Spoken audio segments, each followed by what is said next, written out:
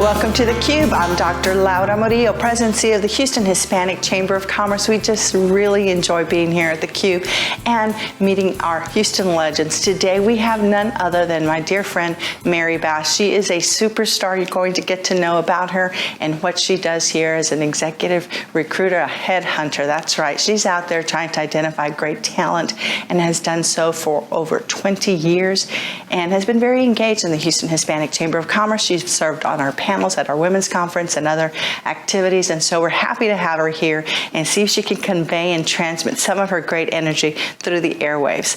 Welcome, Mary. Thank you. So happy to have you here. I always enjoy seeing you, Mary, and from the time I met you, it's just, I feel as if we connected because it's just all this great energy. And so on behalf of the Hispanic Chamber of Commerce, congratulations. We really do believe that you are indeed a Houston legend, a woman who has had many accomplishments, so well known in this city, and has so many relationships here in the city of Houston and throughout the country in healthcare, energy, and other sectors. We just wanted to acknowledge you and also have you share your story of how you became this accomplished career woman and how you've utilized the many gifts that you have to really attract some of the best people for some extraordinary positions. So welcome, Mary. Thanks for being with us. Thank you very much. I'm honored to be here and very flattered. So first of all, tell us a little bit about Mary, where you're from, and then what got you to your current role here in Houston. Okay, well, I'm from Vicksburg, Mississippi. I'm one of 7 children, and that sort of explains things about me. I'm in the middle. Well, 3 from the top, 4 from the bottom. And what got me here was my fiance, who is now my husband of 36 years, was transferred to Houston in 1983. And Houston is a dynamic city, very large. But one of the things that I think you do best, and I think you can help people understand, some folks have a really hard time doing it, and as a matter of fact, don't even think it's really necessary, and that's the word networking. And you have mastered it. Help people understand why it's important and give them some tips on how to do it properly. Okay. Well, I do think networking is critical to many things, and I think it's a sport. You have to have stamina. And I think you shouldn't do it in a contrived fashion. It should just come naturally to you, and you can practice until it does. But it enables other people to get to know you. So even if you're a shy person, you can network. I'm not a shy person, nor are you. But I think networking helps you create opportunities for yourself, lets you get to know other people, let them get to know you, and then things happen from that. Things evolve from networking. Well, it's also the follow-up. And sometimes it's as easy as saying, I'll just meet 2 people tonight, and I'll focus on them. And one of the things I found, especially people who are shy, they'll say, well, I'm just not good at conversation, and I don't know what to say. I said, well, the great thing is that you can just ask questions. Right. And let them do all the talking. Right. So very important. And that's especially important in the role you play. Tell us about your job and what you do and how you've made a career out of something that has just been life-changing for all the people you've been able to meet and place in these very prestigious roles.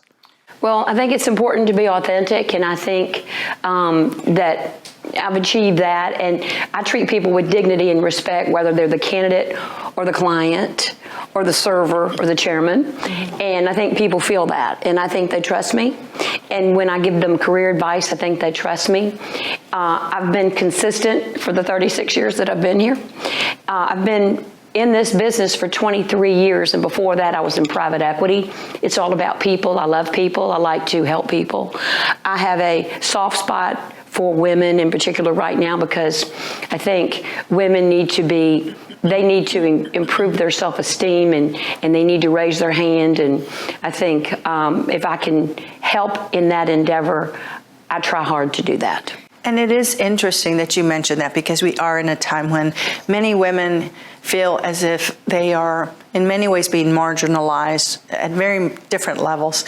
At the same time, we see this new flood of women who are confident, who are getting out there, but still need those years of experience to arrive, to be at the corporate level, to have a position on boards. We know that the statistics regarding Hispanics, minorities, women on corporate boards in Houston is very disappointing. We're less than, I think it's 5%. Right. So what are you seeing? What are you hearing as it relates to women serving on corporate boards? Well, our firm has placed over 2,000 women on corporate boards. In Houston, we placed a number of women on corporate boards, and the numbers are improving. Women need to realize they need to be qualified to serve on corporate boards. And so part of what I try to do is help them figure out what they need to do, how to package themselves, the skill sets they should acquire so that they are qualified to serve on public boards.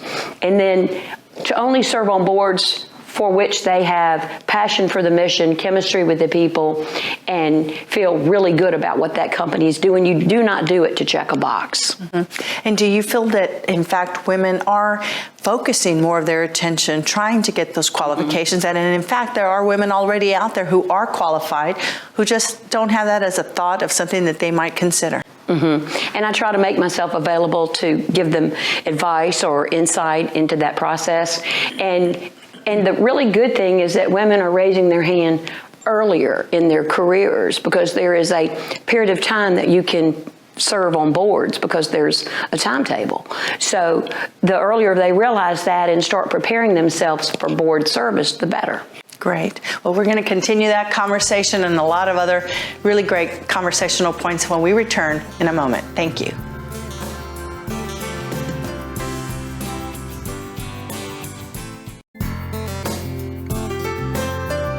And we are back with Mary Bass. She's been talking to us a little bit about some of the great work she's doing here in the Houston area. As we know, there are many opportunities for executives in the city, and she's out there working with them and has been doing so for a very long time. We consider her a great friend to the Houston Hispanic Chamber of Commerce. She's a partner over at Stuart. She's going to talk to us a little bit more about some of the trends you're seeing in your field, things that folks should be aware of as you have seen them, and just some advice that you may have for folks who are out there as executives. Well, it's all about packaging yourself correctly for what you aspire to do. So, for instance, if you aspire to be on a board, look the part, act accordingly. And one thing that I think many people take for granted is that networking and preparing yourself for your next opportunity is almost a 24/7 endeavor. The scrutiny of today is more thorough than it's ever been, so you need to be careful about social media. You need to be careful about your behavior at sporting events. You just need to be, it needs to be consistent, and you need to be careful. Yes. And also, I would add your authentic self. I think you mentioned that earlier, right? Be true to who you are. Exactly. And look for opportunities that suit things that you already believe in, right? And exactly. So that there's some type of, in some ways it's organic, but at the same time you're working toward it. Would you agree that that's type of? I would agree. And one of the things I wish that I had known when I was 20 is the concept of being self-aware. Know your own strengths and weaknesses and work on your weaknesses. Yes. And improve yourself. It's an ongoing effort, but it's good to know how people respond to you by being self-aware about how you come across. Yes, very important and great advice. Let's go back to your career. This is one that is very important, and I know that you'd rather talk about everything else except yourself, but I think it's important, Mary, because you have this confidence, this great energy, and I think there are a lot of people out there who wake up already tired, and they wake up already feeling defeated. But you have this can-do attitude, and I want to make sure that our viewers get a sense of that and what has driven you to be the person you are today. Well, I had two grandmothers in Mississippi who both had college degrees, and they told me I could do anything I wanted to do, and they wouldn't lie. But for me, I am a fitness junkie. I work out every day, always have my whole life. It gives me energy. This morning I was at yoga at 6 a.m. And you walk out of that class and you just think, bring it on, I can handle it. Yes. And it's hard to get out of that warm bed. It's really hard. But when you do, you feel better about who you are. And you can look in the mirror and think, I did it. I said I was going to do it, and I did it. I followed through, and I honored my commitment to myself, and that makes a big difference.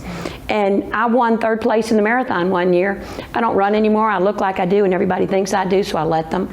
But that gives me a lot of confidence, too, because I know I can get you across the finish line. I have stamina.